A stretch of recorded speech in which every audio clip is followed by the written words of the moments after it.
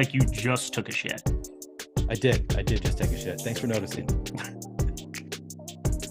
What is going on, everybody? Welcome to NFL Live Before Lock, Showdown Live Before Lock, presented by OwnersBox, our good friends there. I'm Eric Lindquist, excited to be talking about Seattle, Dallas, Thursday night football. Hit that like button, subscribe button, notification bell as we get going.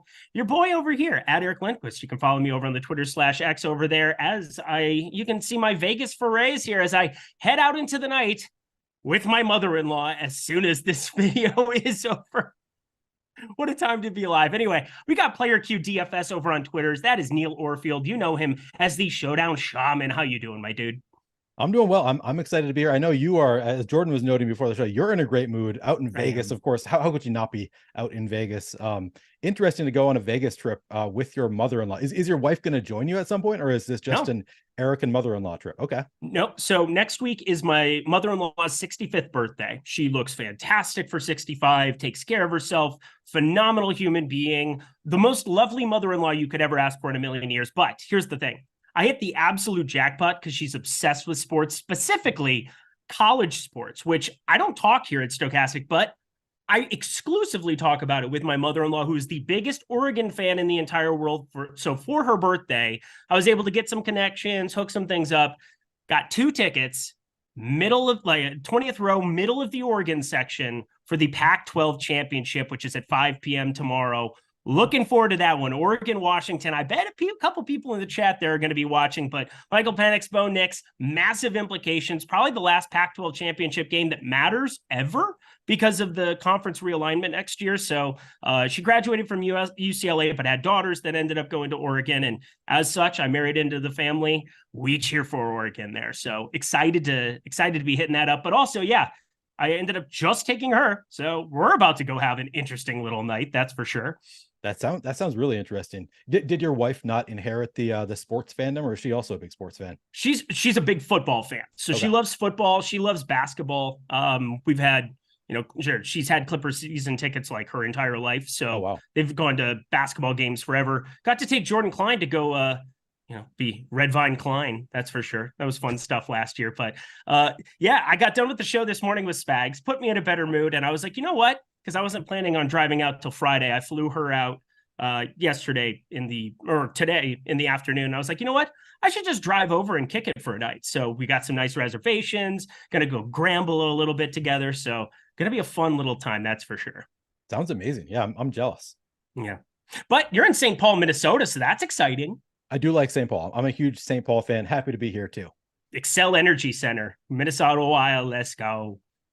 I've been to one Wild game in my life, back when I was walking distance from the Xcel Energy Center. Yeah. You've only been to one and you live in St. Paul? That's what people do in St. Paul is they go to Minnesota Wild games. I know. And I go to Timberwolves games all the time. I'm not a hockey fan. Yeah. Like it was a fun experience. I'd go back, but I just I don't know the players. I don't really care that much.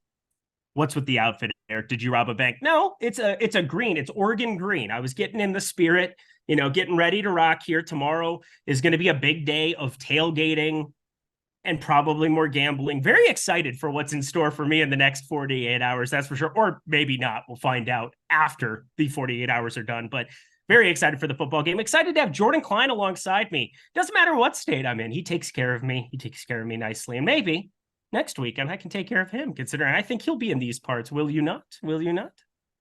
He'll be in Vegas? He will be. Mr. Bachelor Party. He's missing out on my Christmas party, though, so he's a piece of shit.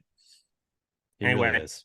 Let's talk a little football, shall we? I know everybody's here to hit the NFL streets, but wanted to tell you where I'm at, what I'm up to, and also I feel very fortunate to be able to do so. And there's nowhere I'd rather be than hanging out with YouTube chat right now while Las Vegas is partying behind me. So hit that like button as we start talking about the Dallas Cowboys and Seattle Seahawks. We had actives and actives come out. The obvious clear-cut one that matters the most, Kenneth Walker III. Inactive for tonight's festivities. Zach Charbonnet. I'll take a Charbonnet on ice, please. That'd be great. How are we feeling about that inactive as we lead into discussion at the quarterback position? Yeah, at the quarterback position, I mean, Dak looks fantastic. Obviously, it's a one-game slate. You're always going to want to play the quarterbacks, but Dak is clearly the better of the two quarterbacks. Geno Smith has regressed pretty far this year after last year kind of coming out of nowhere, looking pretty good. Oh, we just got an update to the tools. That's good to see. Yeah, we've got Dak optimal over 65, nearly 70% of the time. Even at 11,000, Dak looks fantastic. Not the best rusher in the world. I think he's rushed for, I wrote this, something like 15 yards per game this year. Has a couple rushing touchdowns, but in general, I'm still going to want to pair Dak with a pass catcher in every lineup. For me, I'm not playing one. Maybe if I was playing 150, I'd run some naked Dak lineups out there, but I'm playing 40 tonight. I'm going to have at least one pass catcher with Dak in all of them. And he's going to be in most of my lineups. He's going to be in, I'm probably going to have more than, we have the field at 65%. I'm probably going to be not too far off that, maybe a little bit higher than the field on Dak. And then Geno, doesn't look nearly as good. We have Geno optimal, 46.5% of the time. Looks like he's a little bit under owned at that number. You can hope that he, returns to form from last year. He's got the pass catchers to pair him with. Similar to Dak, I'm never playing Geno naked. I'm always going to have at least one pass catcher, and if he's in the flex, preferably two or more. Okay. Yeah. So, I mean, there's the quarterback position. Dak Prescott definitely makes some sense, but we got to talk about Geno Smith here because he's a quarterback on Showdown. They are all in play. You should probably have exposure in more than one or two lineups here. We've seen a lot of these like empty quarterback takes. I mean, I guess last slate, you just had Josh Dobbs play like an absolute doofus, but that's beside the point. We're looking at Geno Smith here. 6.4% of the time, he finishes as the top player on this slate. A little overowned in the captain spot, but here's the thing.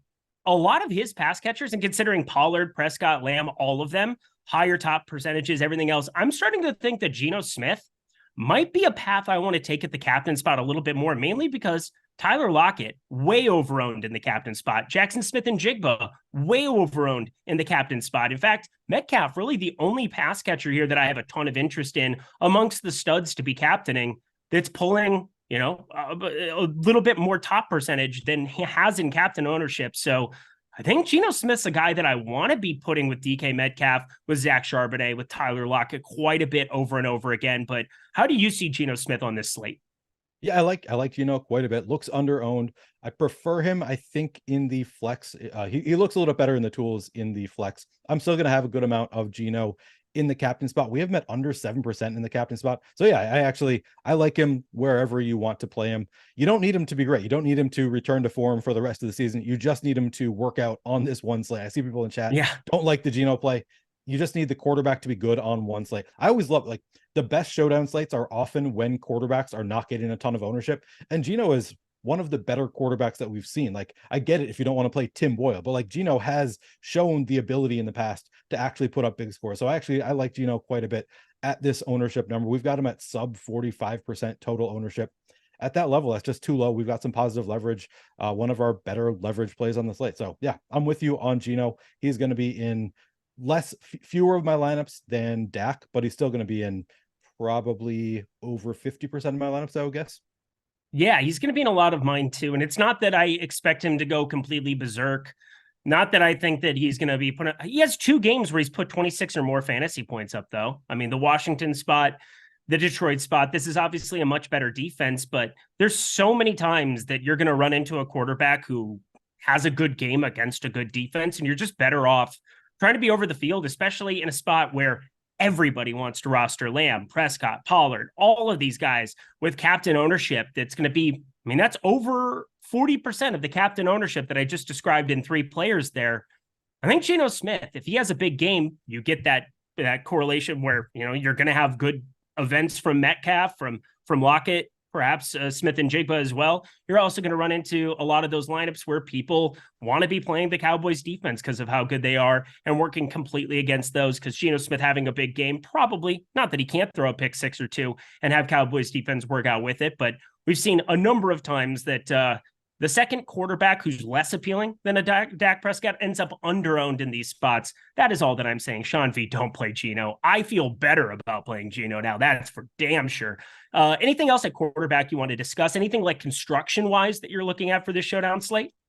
Yeah, it's just like the usual stuff. If I'm playing either of these quarterbacks in the captain spot, I prefer to have multiple pass catchers in the flex. If you play them in the util, you just need one pass catcher, I think, with them. The usual stuff. I think you laid it out pretty well with Geno there. Just He's got talented pass catchers. You just have to hope that they make it work in this game. You're really not asking. And you also, I want to say this about the quarterback. Like, you don't need 25 fantasy points out of Geno for him to be optimal on a single game slate. You don't even really need him to have a great game. If he puts up 15 fantasy points, that could very well be enough. Now, I get it. It's a tough spot against Dallas. He could put up 6 fantasy points. It wouldn't be that shocking, but I'm going to be gambling on Geno. Is Eric being held captive? I wish I never had to leave Las Vegas. I wish. Just lock me up, throw away the key, and let me stay within a 10-mile radius of this place, and I would be happy for the rest of my damn life. Jordan Klein can see it in my eyes, in my face, in my demeanor. He saw me this morning. I was up at 5 a.m. on the West Coast. I was tired. Okay, I was tired. You know what I am now? Refreshed, energized, and ready to fucking rock. And as should you, with an Awesemo avatar / stochastic avatar. We got stochastic HOF. Yes, the Hall of Fame. Standing in the Hall of Fame. Feeling pretty good about this, friends. You know why? Because if you finish in the top 3 of a contest of over 5,000 entrants, you're going to get free stuff. And everybody, no matter what your bankroll, everybody loves free stuff. And I don't know, how about a free month of a stochastic package up to a $200 value, pending what you decide. And obviously, get the best one. Get the Sims Max, because why would you not, friends? Get that $200 value just by finishing up. This is fantastic. Almost Made said, this is too much, Eric. Oh, no. Not enough, Eric, friends. We've got a lot of Eric coming down the pipeline in the next 45 minutes. Or wait, I guess we're going till 5:20. Is that what we're doing? Okay, no, 5:15. What time is lock? I don't actually know what time lock is. 45 minutes. Okay, cool. Anyway, that's the Hall of Fame. Make sure stochastic HOF, tweet at that handle over on Twitter /X/ whatever you want to call it. You know the place. Hit them up.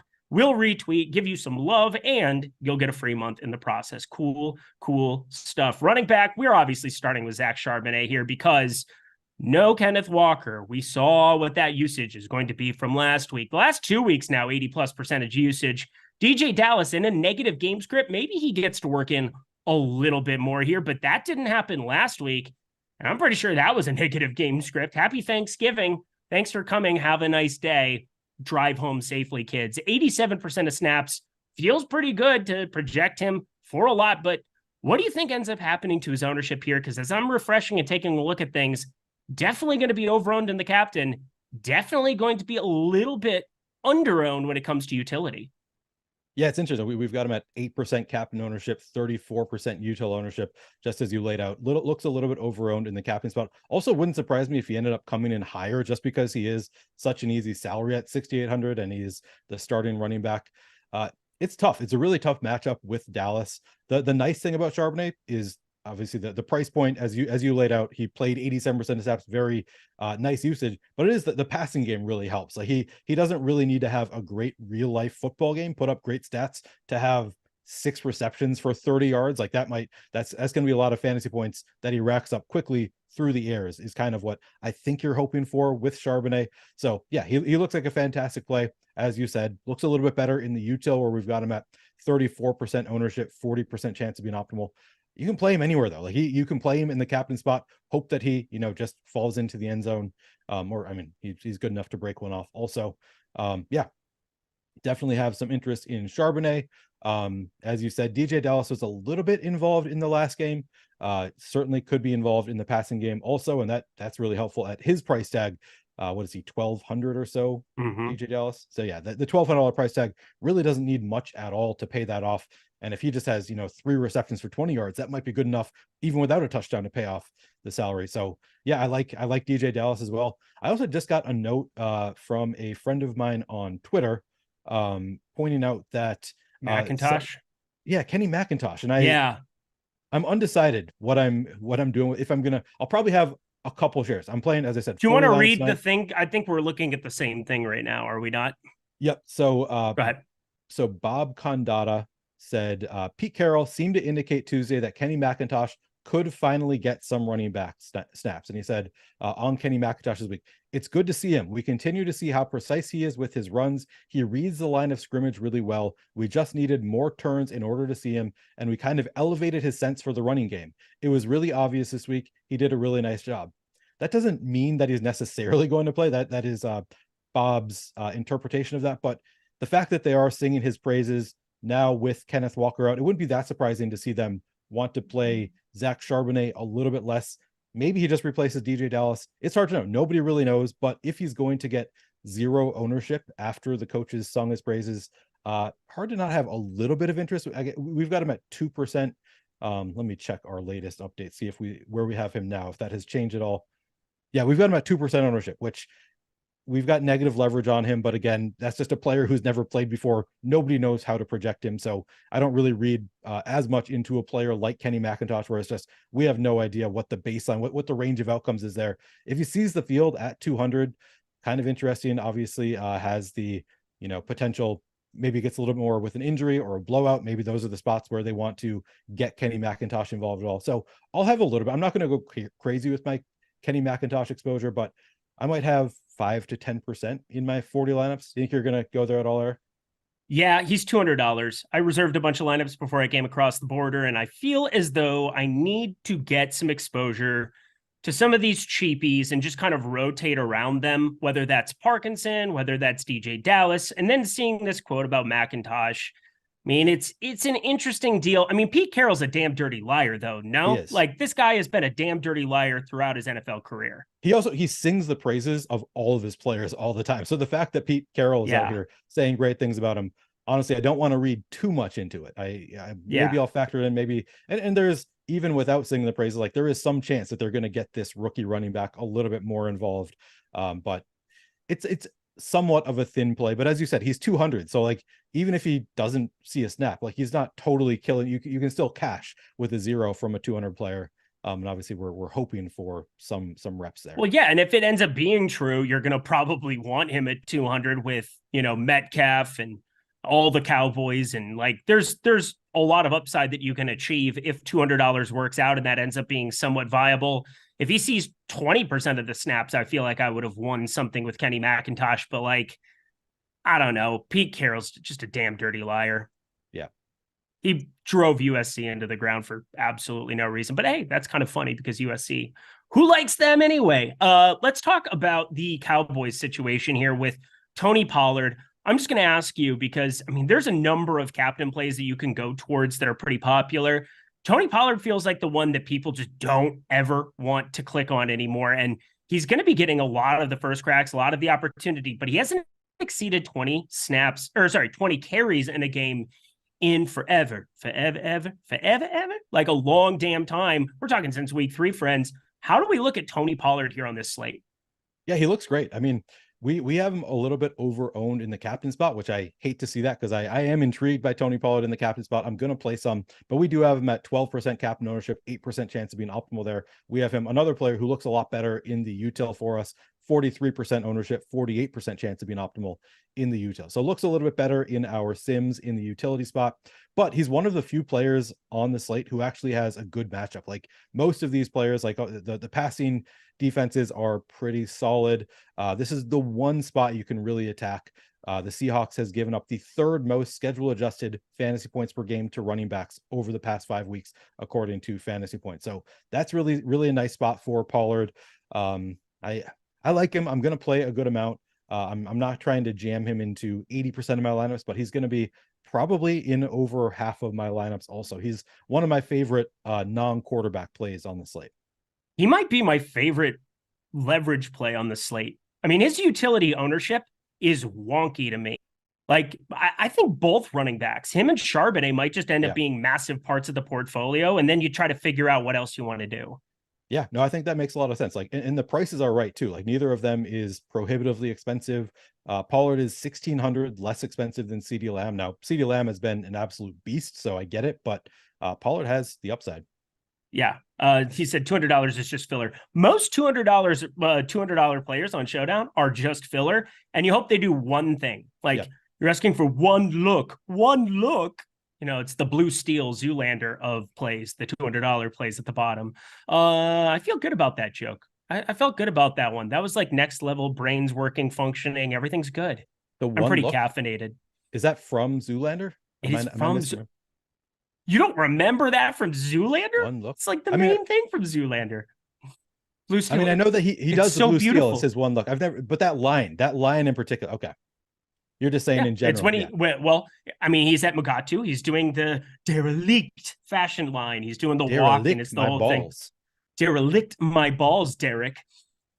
That was so I loved that movie in college. My college friends and I watched it all the time.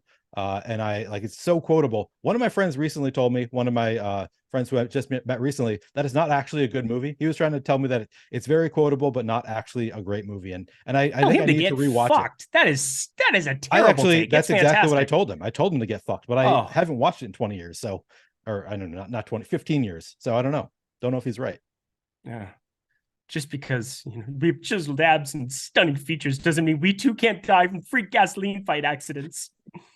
Oh God. Starting Eric on Zoolander quotes. This is going to go the entire show. There will be no more football on the show. It's just going to be Zoolander quotes from Eric. No, we're going to continue on our merry way. My son's like, merman. Merman.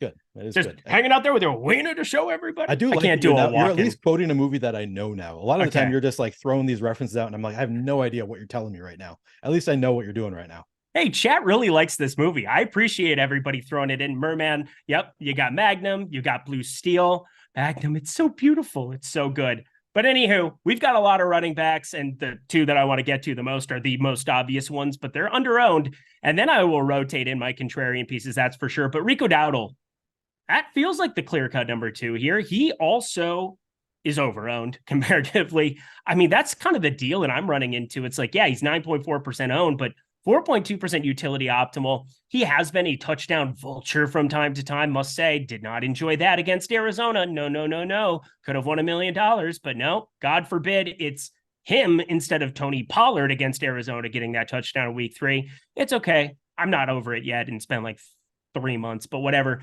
Talk to me about Rico Dowdle and other ancillary pieces from Dallas's run game. Yeah, I mean, it's tough. So he has 30 carries and 5 targets over the past 5 games. So that's 6 carries and 1 target per game over the past 5 games. At 4,200, that's just not going to be enough most often. Like he, as you said, he scored a touchdown last week on Thanksgiving too. I was all pumped. It was in the first quarter. I had like 15% Rico Dowdle at 1% ownership. He did 0 the rest of the game. He has an early receiving touchdown, and then they just basically didn't use him the rest of the game. I've played him several times. Actually, I think. No, it wasn't that Arizona game. One of the games where they were favored by a lot. I played Rico Dowdle in DFS, and he just hasn't really gotten it done.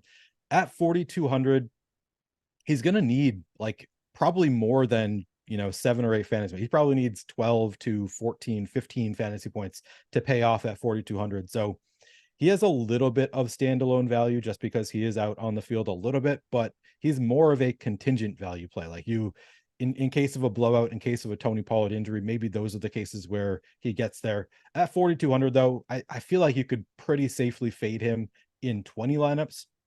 If you're playing, as I said, I'm playing 40. I'll have at least a couple of shares of Rico Dowdle, but he's not somebody that I feel that confident in at 4,200, just because he is a little bit too expensive for his role in this offense. It is nice that like, if something happens where he does get run, he has that same matchup as Pollard, where it is one of the few spots that you really like on the slate. So he has paths to get there. It's just, it's not going to be through a regular game. Like typically he's not getting enough volume to pay off that 4,200 price tag. So I think you really do need, I guess there is the possibility that he just gets more run in a regular game script too, but in general, he just hasn't gotten enough to really pay off that 4,200. I think there are other better spots to go in general. There are other better spots to go. That's kind of exactly the way that I think about it too.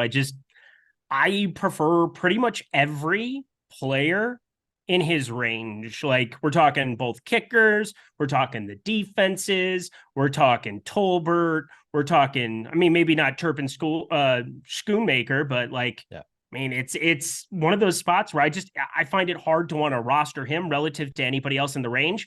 And then he's just going over owned comparatively. So it's a pretty easy spot for me to get away from. Do you have any Lupke in your life? I don't have any Lupke. No. I guess I'm playing from the Cowboys. I'm just playing Pollard and Dowdle. From the Seahawks, I'm going to play a lot of Charbonnet, a little bit of DJ Dallas. And then I think I'll have more DJ Dallas than Kenny McIntosh, even with the quotes. I feel like it's more likely that DJ Dallas is the RB2. rereading the quote and thinking about what I know of Pete Carroll, as you say, he's a dirty liar, and also he just talks so glowingly about all of his players. I don't want to read too much into that quote. I'm going to have a couple shares because of it, but I don't want to like go crazy there. I still think DJ Dallas is the more likely bet. I 100% agree with you. I'll take some DJ Dallas. I'll take some Kenny McIntosh simply because then I can be mad at Pete Carroll, which I usually am anyway. Remember when he does stupid shit all the time and lies about running usage all the time. So it shouldn't completely shock us here. I mean, we're not that far away from having that just Rashad Penny BS that continued throughout his entire tenure there. And well, the Eagles just make him inactive every game. So that makes life easy. Yeah, that does. You don't have to worry about who are we talking about again? Rashad Penny. Rashad Penny. There we go. The Eagles running backs, for whatever reason, I always struggle with the names. You're just fine. I don't struggle with this name. Kickstart. Good to see you. Welcome to Team Stochastic. You've been here for a while, so I don't know why you haven't had a badge until now. Makes me happy to see it though. And then Gray Haired Gaming, $2. I hate this bit, but I guess I will do anything for $2. Who is Eric considering exotic tonight? Are you aware of the worst bit on the internet?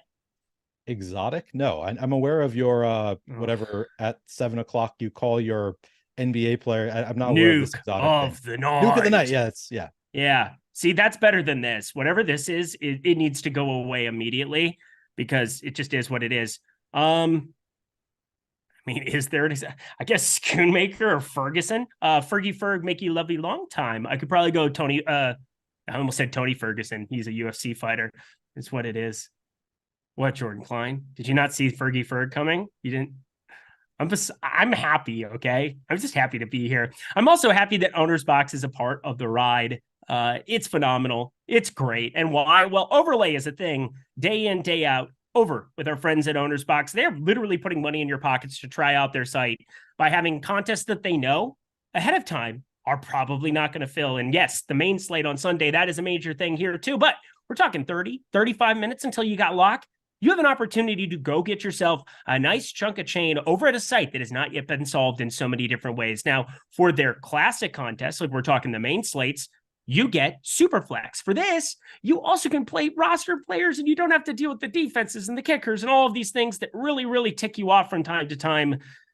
They've been ticking me off in Showdown all season long, specifically those defenses. But friends, OwnersBox, jump over there, take advantage of all of their tools, and also a $250 first match deposit bonus. It's $100, pretty much standard industry standard across the board right now. $250 is a lot of money to go get as a first match right now. You have minimum $10 deposit, so it doesn't matter where you're at in terms of your bankroll. There's something for you over at OwnersBox, but let me just remind you, this kickoff for Sunday, it is not filled once all season long. This stiff arm that is coming down the pipeline here, 5K to first, 25K, is just over half fill. I doubt it gets filled here by lock today. So take advantage of the promo there that Jordan Klein so aptly put into the chat there for you. Jump over to OwnersBox, check out all that they have to offer, and then get yourself a couple of these deals while you're at it as well. $5 lightning lineup, $5 contest ticket. That all comes when you sign up now at the link. So like, do it. Cool. Hansel, so hot right now. So many great things over there at OwnersBox. To the wide receiver position we go. Neil, anything else you wanted to talk about at running back? No, I think we covered running back pretty well. I think we did. And then we'll talk construction here.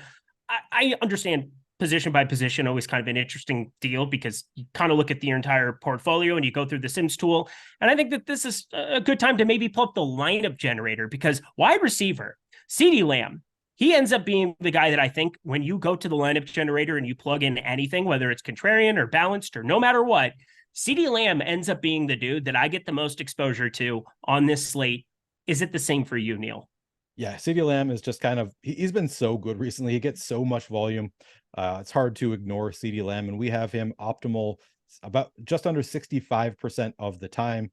I'm going to have CeeDee Lamb in. Honestly, I don't think I'm that far off from that. I think I might end up, I'm like right with the field on CeeDee Lamb in terms of overall exposure.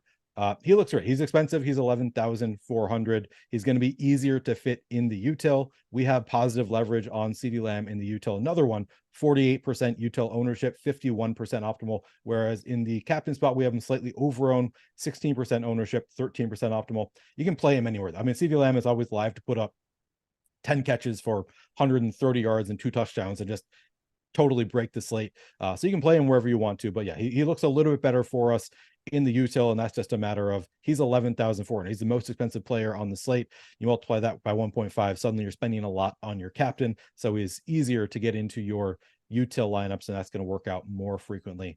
Don't really know what else. I think he's third in the NFL in yardage. You know what you're getting with CeeDee Lamb. He's an alpha wide receiver out there. He looks great. He's like under-owned in the utility right now. Yeah, exactly. It's wild. I think a little over-owned in the captain relative. Again, he's showing up in 66% of lineups in total, combining his captain and utility optimal. And Sean Fee wanted to let us know that there is no way he will end up in the winning lineup. Well, then I can't wait to see your screenshot, Sean V. I'm very excited to see your screenshot. I don't think I've ever seen a Sean V screenshot. I would love to see a Sean V screenshot. I got to say, Sean makes a lot of statements like that, and a lot of them are not that bold. That is one of his bolder statements, I would say, that he has made. So if he is right that CeeDee Lamb is not in the optimal lineup, good for Sean. That's one of his better calls if he gets that one right. How goddamn time he said something that actually wasn't minus 300 to occur. Exactly. Oh, I bet he doesn't hit a home run tonight. Yeah. Great news, Sean. Thanks for coming, dude. Smash that like button on the way out. That's for sure. Said you never won shit. What? Yeah, that's literally what I said. Sean V knows everything. Yes, he does, Colin on Mahone. Anyway, Sean V, we're just having fun. We appreciate you being here because otherwise, how else would we pass the time? Just going play by play? That's not a whole lot of fun. But CeeDee Lamb, very good chance that he ends up in the winning lineup, but also I'm going to have lineups without him. I think that's just fine, but love seeing that lineup generator that Mr.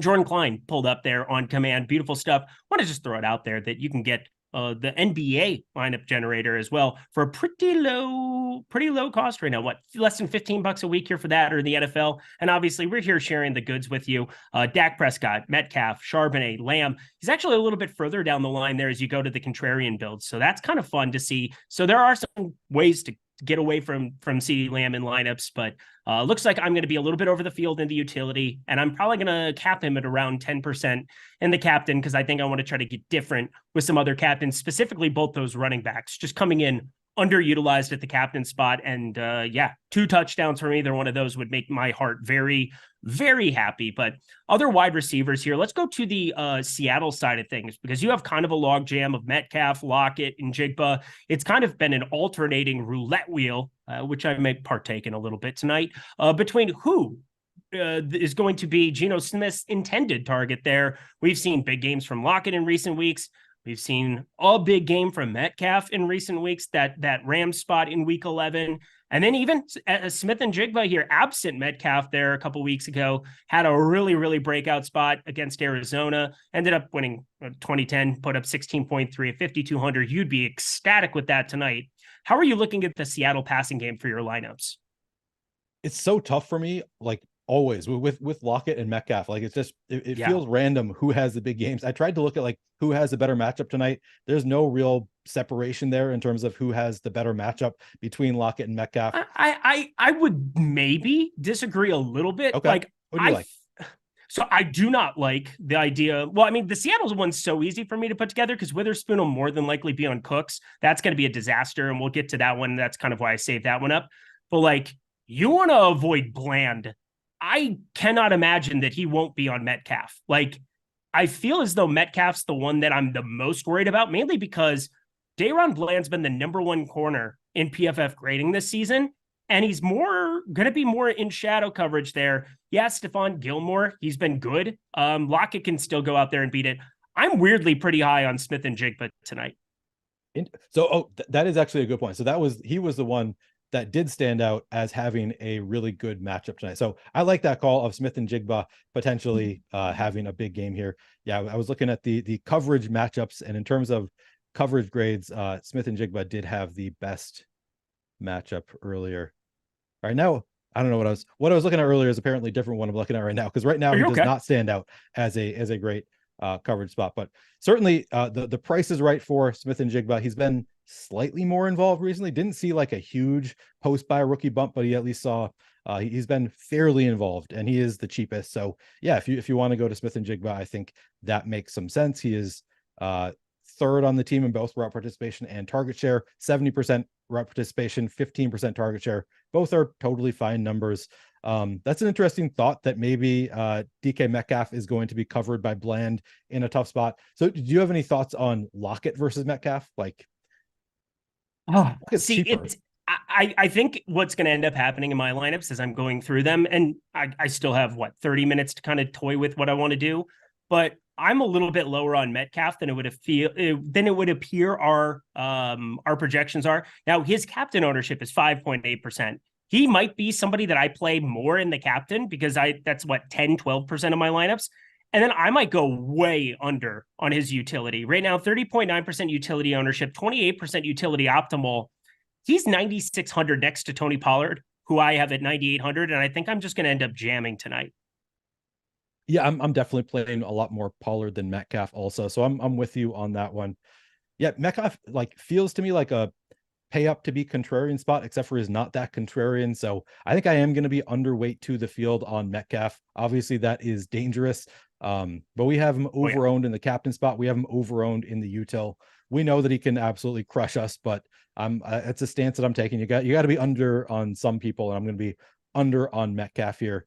Lockett, I think I'm also going to be slightly under on. So I'm not playing a ton of, which I'm a little bit I worried that I'm funneling myself to the same lineups as the field, because everybody sees it's a much better spot for the Cowboys offensive players than the Seahawks offensive players. A lot of people are going to be jamming the Cowboys and not as much of the Seahawks. So I'm a little bit concerned. I do think that one way to play it is some lineups having a full Seahawks onslaught, hope that, I don't think a ton of the field is going to play it. And I think that there are obviously, there's some chance that this offense can put it together. Geno was great last year. Tyler Lockett, DK Metcalf, Jack Smith and Jigba, really solid receiving core. So I'll probably have some lineups that are going to end up being Seahawks onslaughts, but for the most part, I'm underweight to the field on the expensive Seahawks pieces. Brian Miller throws out 5-1 Cowboys, but Jake Bobo as the Seattle run back. That's an interesting one. What's your Jake Bobo interest down there at the bottom? And who, when he's been on the field, he's been really good, but it's hard to get on the field when you got a healthy trio in Smith and Jigba, Metcalf, and Lockett. Yeah, it is tough. He's still out there a little bit, but he had his biggest games when somebody was out earlier in the year. Yeah. Metcalf, yep. Over the past 5 games, 19.8% route participation, just 7 targets over the past 5 games. I think he's a pretty talented rookie. I'm going to have some exposure to Jake Bobo, but it's not like he's somebody that is out on the field for 50% of snaps. He's just not out there enough to pay off all that often. He's another player that maybe he benefits from a blowout. Maybe he gets more run in the blowout. Maybe the Seahawks rest their starters, put Bobo in there. It's tough. He's not going to have many opportunities. I think he's a talented player. I'll have some of them. I'm actually currently I have 15%, so I am actually well over the field currently on Jake Bobo. I like him. It's a play that's not going to work out all that often, but I do think the talent is there. I think that he's out there some, and if one of the 3 receivers in front of him gets hurt, suddenly he's going to look fantastic. So he's got some contingent value for sure. He's got a little bit of standalone value based on that 20% route participation, but 7 targets over the past 5 weeks is not really inspiring. Yeah, I mean, Smith and Jigba have been on the field ran a route on 83% of dropbacks last week, only 11% target share. But yeah, Jake Bobo, he hasn't seen a high target share at all, except for that week 7 W, 21% target share. So maybe he can be that lightning strikes in a bottle kind of guy. Maybe there's some garbage time cleanup where, that 5-1 construction could work out, but not going to be going to D. Eskridge or Cody Thompson or any of these other guys, more than likely. I can't imagine that I get to another pass catcher from Seattle until we get to tight end. Yeah, I think I have, as I said, 15% Jake Bobo. Yeah, Eskridge is out anyway, so never mind. Yeah, yep. That's all I've got is those 4. I've got Metcalf, Lockett, JSN, and then 15% Jake Bobo, which I don't feel that confident in it, but I'm playing 40 lineups. I'm not gonna rerun just to get less. All right, Dallas. Guys that aren't CeeDee Lamb, we covered him at the onset. Brandon Cooks. I see Sean B going back and forth about the matchup. It's not necessarily what I think is going to happen the whole time. They're going to have to try to get some stops there on Lamb, but Lamb, because he plays out of the slot and plays outside and does whatever they need him to do, he can avoid some of that Witherspoon coverage. They're going to put him in motion or put Cooks in motion, do some things to make things work. And Yeah, CeeDee Lamb has even been involved. He's had a carry or two from time to time this season. I think CeeDee Lamb is still a piece that is going to be high and away, higher owned for me than a Brandon Cooks, then a Michael Gallup, then even a Ferguson at the tight end position. But I don't know what I want to do with some of these pieces here. Help me out, figure out how to handle these ancillary pass catchers for the Dallas Cowboys. Yeah, it's really interesting because Brandon Cooks, like as I was writing my thread earlier, my article earlier in the day, it's like he doesn't really fit in with the studs. He doesn't project well enough to be in that studs group. He's not really low owned enough to be with the low owned group, and he's not a great point per dollar play. So like he doesn't stand out. He looks like one of the worst plays on the slate from just a raw projection relative to his value and relative to his ownership play. I still have some interest though, just because he is in the better offense here. He has been the number 2 receiver for the Cowboys. He's third, I guess, behind Ferguson, third in route participation and target share over the past 5 games, 72% and 12.8%. And we've seen him have a couple blow-up games. He, early in the season, he wasn't looking that great, but more recently, Brandon Cooks has put together some big games. So at 8,000, I'm not going to be taking a big stand there. I'm a little bit underweight to the field on Cooks. I think I'm comfortable with that, but I should actually look what he looks a little bit over-owned in the tool. So I'm good with where I'm at. We've got him at 4.5% captain ownership, 3.5% optimal, 23% util ownership, 22% optimal. So he looks a little bit over-owned across the board. We all know that he's got the possibility of putting up 100 and a touchdown and, making us regret the fade. But in general, he's too expensive for his role on the team, and he's not getting like super low ownership. So I'm going to be underweight to the field on Cooks. Do you have a feel for what you're doing, Eric? Right now I would be underweight, and I don't love it. Somebody threw into chat, he scored in his last 3 home games. Things like that don't matter as much to me. It's just simply, we've seen a little bit of an uptick in production from time to time. That New York Giants game obviously sticks out, but he's been effective pretty much everywhere. Scored in 4 of his last 6 games here this season. And I guess for me, it's like, I feel he's a fade candidate simply because if you have 4 targets for a majority of your games, and you're talking about this being a median outcome, and we just give him 4 targets as the median, not a mean, considering the 10 targets would definitely skew that a little bit, but sure, you put him at 4 or 5 targets, I'd be more than happy to fade that at 8K, wouldn't you? Yeah, exactly. And it's like, even if he catches all of them for 40 yards and a touchdown, you don't necessarily need that. Like, what's that, 14 fantasy points? Yeah, so and I mean, it comes down to also then what's the ADOT? He has a 15.4 ADOT this season, so that's fantastic stuff. Like, I don't want to completely besmirch it. I can't give one reason and then say, oh, well, there isn't a path to him going nuts, because there is. But I feel like he's a fade candidate because I can get, like, if I leave him off and he has a bad game and has a below median outcome, has 3 targets, 2 targets, you could be in a phenomenal spot just by not Xing him out, but like, there's a lot of spots I'm looking across the industry where he is lower owned than even what we have, but like, I still feel like he's a fade candidate when he's sitting around 23, 24%. I know there's a tiny bit of positive leverage coming in for him. Actually, no, he's over owned now. So never mind that. Take that off the board. 8K is just a tough number for me to land on Brandon Cooks with. Yeah, it's like, I know he's the wide receiver 2 on the better offense here, the offense that is more likely to put up a lot of points, but ultimately he's just like, the difference between his usage and CeeDee Lamb's is massive. I guess the price is to some extent too, but you're asking a lot to pay off that $8,000 price tag for Brandon Cooks. We have seen him put up scores where he would pay it off in really just one where he really paid it. He had that 35 fantasy point game. Last week he put up 17, which maybe is enough for an $8,000 player on a single game slate, but not even necessarily. And that was against Washington, by the way, who is the worst defense in the NFL right now. I think maybe Arizona's in that conversation. Maybe there's a few there, but not a great offense. He has the 135-point game against the Giants. He hasn't really done it against like mediocre to good defenses. He's done it against the Giants and the Commanders. I don't know. And he's 8,000. I'm going to be underweight to the field. It's a little bit risky, clearly, but you got to make sacrifices somewhere. Yep. Life is about sacrifices, Neil, and we all must make them. We have 19 minutes here before lock, though, so let's just lump all of the tight ends together, save us a little bit of time as we go to kicker, defense. Of course, then we'll take a couple questions to round out the show, and I want to talk overall construction of the lineups and how much salary we're leaving on the table as we finalize everything here. So That'll be pretty helpful, I think, for everybody, rather than just saying, oh, I have this much of this guy, this much of that guy. Because again, the overall lineup matters so much on Showdown. You know better than anybody, is the most successful Showdown player that we have currently on staff here at Stochastic, that's for sure. But let's talk tight end. Anything Noah? Do you want a Fanta? I'll have a little bit of Noah Fant. He's also not getting like super usage out there. He's, cheap enough. Maybe he scores a touchdown, but so I'll have some shares of Noah Fant, but he's not somebody who stands out to me as like a fantastic play. What is he? Fourth on the Seahawks in route participation and target share this year at 45% route participation, only 6% target share on the year is not really exciting for Noah Fant. So it's a fine matchup. Cowboys giving up the 18th most schedule adjusted fantasy points per game to tight ends over the past 5 weeks. So kind of a middling matchup. I don't know. I don't have a ton of interest in Noah Fant. What do we have the ownership at? The most recent I saw was 11%. What is the update? Because that would, like, if he were getting 11% utility. Yeah, nothing like not owned in captain. I would never in a million years roster him in captain, which probably just vaulted him to the top despite a 1% captain ownership.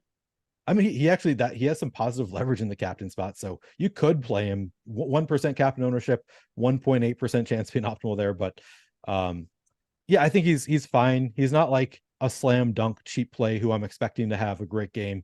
He's a $3,200 player who could score a touchdown, and that might be enough. That's all you can really say. Like, if he doesn't score a touchdown, he's probably not getting there given his target share. You kind of need him to score a touchdown or at least have a splash play or two. So I don't have a ton of confidence in Noah Fant. I'll have some shares. I guess currently I have 10%, so I'm just slightly under the field. Schoonmaker, Ferguson, fire them up. Tell the people why Jake Ferguson is such a fantastic play on this lovely day. Yeah, Ferg Daddy, third on the Cowboys in route participation, second in target share, 69% route participation, 14% target share. He's just looks good by those numbers. He is getting way more volume than a guy like Noah Fant. He's also tied for second on the Cowboys with 6 end zone targets on the year. The Seahawks have given up the 13th most schedule adjusted fantasy points per game to tight ends over the past 5 weeks. So it's a pretty good matchup. Yeah, I have a lot of interest. Jake Ferguson is the one tight end that I have like real interest in. I'm going to be overweight to the field on Ferguson. Schoonmaker, I know my guy Debro is a big fan of Schoonmaker, as he's got 5 red zone targets apparently on the year of his 13 targets total. Kind of ridiculous. I mean, he came 1 inch away from scoring against Philly, which would have vaulted that up even a little bit more, but continue on. Yeah, I think he's a fine play. He's similar to Fant. I mean, he's going to have fewer opportunities than Fant, but if he basically needs a touchdown to pay it off. He's basically touchdown or bust for Schoonmaker. I'll have a couple shares there of Schoonmaker. I'm not going too crazy with it, but I'm going to be overweight to the field on Schoonmaker, just hoping for that touchdown. If he doesn't get that touchdown, probably not getting it done. Totally fine at the 4% ownership we have him at. So yeah, for me, it's just Ferguson and Schoonmaker. I saw that they called up that Princeton Fant apparently is active for the Cowboys. I know nothing about him. I wish I could tell you that I know anything about him, but I believe I saw that he's active. Let me double check that is the case. Yep, he is. Yeah, so I don't think I'm playing any. Are you taking any shots there just since he was active? I mean, Hendershot is out for this one, so there's that. He's just kind of filling in. I can't imagine that I click on his name. Apparently he's Noah Fant's cousin. Maybe that's the reason they called him up, just to have him there. That's sick. Mom and dad can get a cool picture. I'm not going to roster him in DFS. Yeah, me neither. Yep, that seems easy enough. Now to kicker and defense, and by the way, Lockie is in 10 minutes. Thank you, Jordan Klein. Always good when you're on top of things and doing your job better than me, which is all the time. I suck. But we're going to continue on, my friends. Kicker and defense. Shouldn't even lump them together here at this point, because the defense just seems to be nuclear every single Showdown slate that I play, at least. But kicker first. How are we feeling about the kickers here in this spot? You're getting more or less than the field of 20% Brandon Aubrey, Jason Myers, 18.2%. I guess a little bit under-owned there in the utility. Yeah, so I like Aubrey better than Jason Myers for obvious reasons. We're expecting the Cowboys to put up more points. I currently have, and I didn't even realize this, I just, as I was looking at, I'm way under the field on both of them. I only have 5% Aubrey, 2.5% Jason Myers. I'm probably not going to redo my lineups. I'm definitely not comfortable with it. I think Aubrey is clearly a good play here looking at our tools.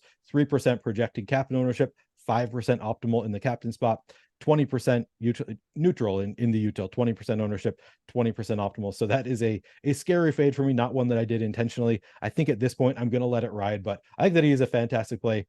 Jason Myers, it's tough. I'm just not expecting the Seahawks to put up a ton of points here. So I'm not expecting Jason Myers to score a lot of points, but we actually have positive leverage there too. 1.3% captain ownership, 2.7% optimal for Jason Myers, and then 17.5% util ownership, 18% optimal. So we actually have positive leverage on both of the kickers. I'm much more afraid of my Aubrey fade than my Jason Myers fade, but ultimately I should be trusting the Sims more than my gut here. Both kickers look pretty good. I do have more of the defenses. They were, to me, even scarier fading these defenses. The Cowboys are expensive, 5,600. So you probably actually do need them to do something. Like they can't just shut them out. They're going to have to actually, have a couple turnovers, some sacks to pay it off. I probably played this completely wrong. Just looking at the tools, Yeah. like it's the Cowboys, we have slightly over-owned in both the util and the captain spot. They are expensive at 5,600. Yep. The Seahawks look under-owned for us, 2.4% captain ownership, 3.8% optimal, 15% util ownership, 16.6% optimal. So the Seahawks look fantastic. I'm overweight to both defenses right now, underweight to both kickers, and probably wrong in doing that. I don't know. It depends. This is one of those like rare spots where I'm actually like, normally I see a defense like this and it's like, well, how the hell do I go about projecting this and yada, yada, yada. And I'm going to have some shares of Dallas defense. They've been too ridiculous, too electric, boogie, woogie, woogie, not to have a little bit. So I'm going to have a little bit. I'm going to be under the field though. That's for sure. As I'm looking at the tools and doing things that way. And I'm okay with it. But let's get ourselves over to the defenses here. Yeah, Dallas just going to be under on it. Seattle, you talked about, I guess. Anything else you want to talk about in the slate before we talk about overall construction of our lineups? Yeah, I'm realizing that I didn't talk about all of the Dallas receivers. So I just want to say I do prefer Tolbert over Michael Gallup. He has out-snapped Gallup in each of the past 3 games. He's out-targeted Gallup in each of the past 3 games. And the ownership difference is not all that much. I think most people are familiar with Gallup, probably more so than Tolbert, and Tolbert is also cheaper. So preference for Tolbert, he would be my wide receiver 3 for the Cowboys. And I actually have more of him than Brandon Cooks just because of the price tag. Gallup is my wide receiver 4. And I have 5% Kevontae Turpin. He's, pretty boom bust play, obviously live to score a touchdown. He actually is involved a little bit in the running game too, and he's a kick returner. So multiple ways for Kevontae Turpin to potentially get there, but it's obviously fairly unlikely. We've got him at 4% ownership. I have 5%. So I just wanted to say that. And then as far as the tight ends go, you could also play, we talked about Ferguson, Fant, and Schoonmaker. Will Dissly, I think, is also in play. 5% ownership. I currently have 10% of Will Dissly and Colby Parkinson actually too. That's part of the reason I don't like Fant, is that it is a 3 tight end rotation there for Seattle. Both Will Dissly and Colby Parkinson, I think, are in play. I'll have a little bit. I wrote them up. It's a little bit interesting because we have.